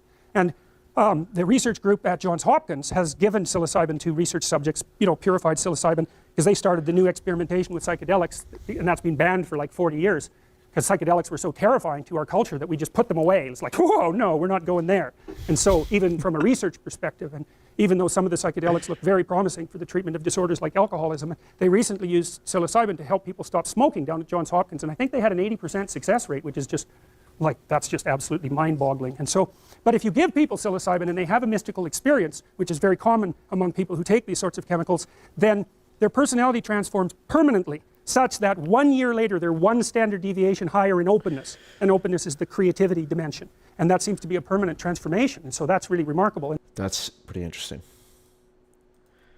If you give people shrooms and they have a mystical... Interesting. is this how you make people more intelligent? Can you increase IQ? IQ is a subset of openness. So if it increases openness, does it also increase IQ? Maybe. I really do think we need to reintegrate psychedelics into society. There should be a thing where, when you turn 25 or something, you can apply for a psychedelic trip, basically. It's a highly regulated thing, but you go to a therapist or the modern equivalent of the shaman, and you do the psychedelic trip. And I think that should be done. I think that should be like a modern initiation ritual. About 80% of the people who undergo the Johns Hopkins experiments report that the experience is like one of the two or three most important things that's ever happened to them. And so, well, that's something, It's like, and then there's this guy named Rick Strassman down at, I think he was at the University of Texas, and he did experimentation with DMT. And DMT, dimethyltryptamine, if I remember correctly, is the active ingredient in ayahuasca. And you produce it in your brain, and it's in plants. It's like a very common chemical. But DMT is a weird hallucinogen because it has an extraordinarily short mechanism of action. It's like, and people who take it report that they're blasted out of their body, like out of a cannon, and then they go out somewhere and encounter beings of various sorts, and then 10 minutes later they're back. And virtually everyone reports that, which is really strange. And so Strassman was giving people DMT intravenously so that the trip would last longer. This was all NIH-funded experimentation, all cleared with the relevant ethics boards, all conducted within the last 10 years. And he basically quit doing it because he was a pretty straight scientist. He was measuring heart rate and pulse and all that sort of thing, trying to look at the physiology. And then the people he was giving these chemicals to kept... Psych Trip Task Force. Let's get on that after ranked choice voting. Amen. Ranked choice voting, and then starting to create clinical mushroom clinics and make it part of the government. Kept coming back and telling him these crazy stories. And, well, it was too much for him, and no wonder, because they all said the same thing. And he'd say, well, that was a dream. And they'd say, no, and it was the most real thing that ever happened to me. And he'd say, well, it's an archetypal experience. And they'd say, no, that was no archetypal experience. I went somewhere else and I saw things and I'm back and I don't care what you think. And who the hell knows, right? Because it's all subjective. But the weird thing about it is that everyone's reporting the same thing. How the hell do you account for that? And then the shaman, when they take these psychedelic chemicals, they basically say the same thing. They say, well, first of all, it more or less killed me. That's this. I dissolved to a skeleton, and then I climbed the tree that unites heaven and earth, and I went into the realm of the gods, and they gave me some information, and I'm back. It's like, okay, well, we don't really know what to make of that. And certainly that's what Eliade describes when he describes the shamanic procession, not the shamanic initiation. And there's dissolution to a skeleton first, and then like a death, a symbolic death, or experienced as an actual death, and then bang, up into the realm of the gods, and then they come back. It's a very old idea, and that's a medieval representation of the tunnel that people travel through at the end of their life to find the light, which is a very common near-death experience report, and people don't have any idea what the hell to do with those reports, except say, well, it's the paroxysms of the dying brain, which you'd expect to be a hell of a lot more random, in my opinion. And the idea is there's a rebirth after that. And here, this is the Scandinavian representation of that tree that unites earth with heaven. And so there's the Scandinavian representation. It has a snakes down here eating it. And then that's the Amazonian representation. It's like, how the hell do you account for that? I mean, those pictures are so similar that it's just... Convergent mimetic evolution. Remember, memes converging. How did an animal in Africa and an animal in Asia both develop wings, even though they don't have any genetic common ancestors? Because they converged on that biological structure which produced an evolutionary advantage. How did these stories come about in two separate areas? They converged on the cultural structure that produced an evolutionary advantage. Convergent mimetic evolution. It's beyond belief. Well, we lived in trees for a long time. A long time. Millions of years. And there were lots of snakes around them. And so the idea that reality is a tree that's surrounded by a snake that's in us, man. It's down there. It's deep. And there's something about it that's true. Now, not true like we normally think of truth, but true in an entirely different manner. So, and all that's pretty damn strange. We'll stop with this. My son drew this when he was 7 years old. Blew me away, man. I thought it was so cool, so I had it laminated. And so, here is what it is. On the right-hand side, that's order. It's like the yin-yang thing. That's order. Left side, chaos, right? And those are all mushroom houses, which I thought was amazing. And then there's this river that runs right down the middle, like the line for order and chaos. And then there's this tree that goes up to heaven, and that's heaven up there. It's like there's St. Peter, there's the pearly gates, there's the clouds. It's like, he never went to church, It's like, what the hell? And then there's a little bug there that goes up and down from heaven to earth. And that was him. And I thought, he had a very organized psyche, that kid. He was a very, very stable kid, and still is. And he drew that, and I thought, Jesus, that's just bloody well unbelievable. And I still think that. That's such an epic compliment. You have an incredibly organized psyche. I'm going to say that to someone at some point. I think you have a very organized psyche. When I look at it. And that's a great example of an archetype. And so we'll see you Tuesday. Tuesday for Piagetian constructivism. Oh my fucking God. Is this all one lecture? Oh my God, we have to split it in two. Nobody loves Jean Piaget more than I do. All right. We have our notes. What are the highlights? What are the highlights of the notes? Hold on, can I switch to... yeah, let's do this. Transition.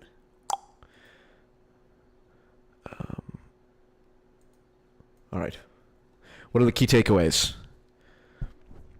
Jordan Peterson hates postmodernism. Yes, we're buffered by a layer of vibes-based material. Remember, consciousness, as you experience it, is rational and organized and structured. But in the same way, is acting in you at the same time the conscious is, even though you don't experience it. There's rational propositional logic, and then there's all the vibes. All of the vibes. And the vibes are just as important, if not more so. Anxiety is a precondition for your own experience. Resent is useful. The same circuits you use to forward for information are the same circuits squirrels use for nuts. What an epic series of events that we super chatted. Questions of squirrels foraging for nuts, and in the same stream, squirrels foraging for nuts emerges. Okay? Incredible. Yeah, ayahuasca is wild. All right, let's do some Q&A. Let's do some Q&A. What do we got here? 56. Wow, incredible, everyone. Truly incredible. We're making an impact out here. All right, what kind of questions have we got? P. Fing, I'm Palestinian. Thank you for existing and what you do. Godspeed, T.I. Godspeed. Jordan, because I took 4 grams once and just got sick on the carpet. Based.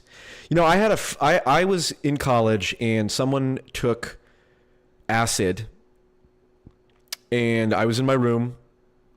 I came out and the 3 of them were just around the table, just hanging out, just kind of staring at each other. I was like, all right, I'll be back. And then I came back later and went into my room. And then I heard screaming, like blood-curdling screams. And I opened my door, right? And I opened my door, and then I go out and I look down the hallway, and that's the living room. So I opened my door and I look in the hallway. My 2 other friends are holding my 3rd friend down. He's screaming, looking at me, reaching out, going, help me, but like, help me, you know, like freaking the fuck out. The 2 people holding them down are still on acid themselves. And I'm just like, dude, I'm in the middle of a league game. Don't bother me. No, but it's fucking scary. So don't do psychedelics. That would be my advice. Do them when they become legal, and you can do them in a controlled clinical setting, right? At one of P.F. Jung's psychedelic clinics. Also, on Chris Williams' podcast, he had Paul Turk on, and he said that fruit flies can adapt to diet changes when they're young. But even across generations, the old ones don't adapt.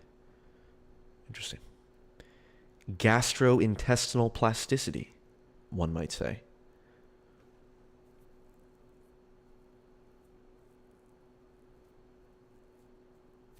Now that's a disorganized psyche. You said it, Bob Wilkinson, guitar. All right, everyone. If there's any other final questions, we can get to those. Otherwise, I'd say this has been a successful stream. Next week, I'm traveling to, this week I'm traveling to Los Angeles, the liberal hellhole. We're protesting Gavin Newsom. But I want to schedule this, because the next stream is a good stream. Piaget and constructivism, probably the best. So I'll schedule that in advance. Probably Wednesday night, next Wednesday night. You know, I might start doing these more. I think I can regularly commit to these on Wednesday nights. We can do Wednesday night lectures. I think that'll be good because we got plenty to go through, ladies and gentlemen. We got the notes. Yeah.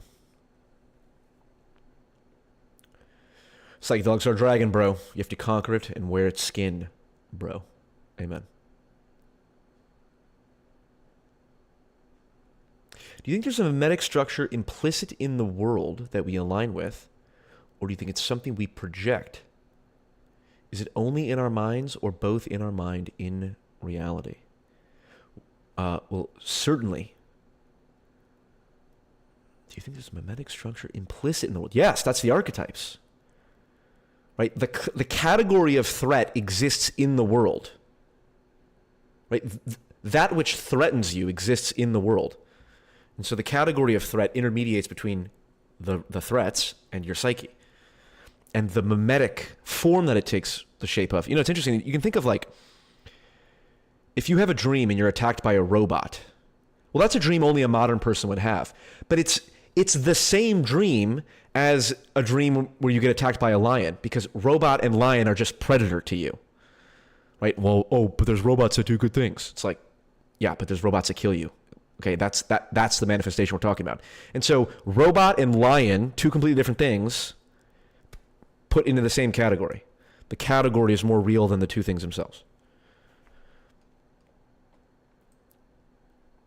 Paul, what am I talking to Peter Berlin? He reacts to one of my videos. We'll see. I'm in Austin. I think he's in Austin. I did reach out to his scheduler one time, a couple months back, but he said he was very busy. So we'll see. I am talking to someone who is an associate of Peter Boghossian, which I think will be fun and could lead to that conversation, but we'll see.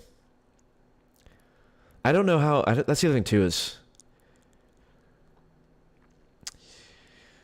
I don't know how I would do being interviewed in like a formal setting. I'm like, why are you guys taking me seriously? I have nothing to offer here.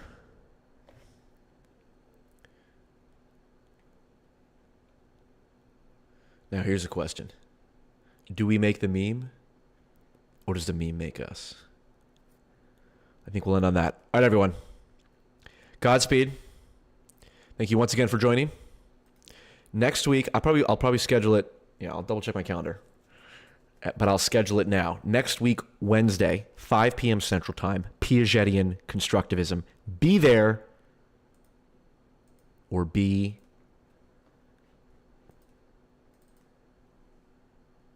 lame.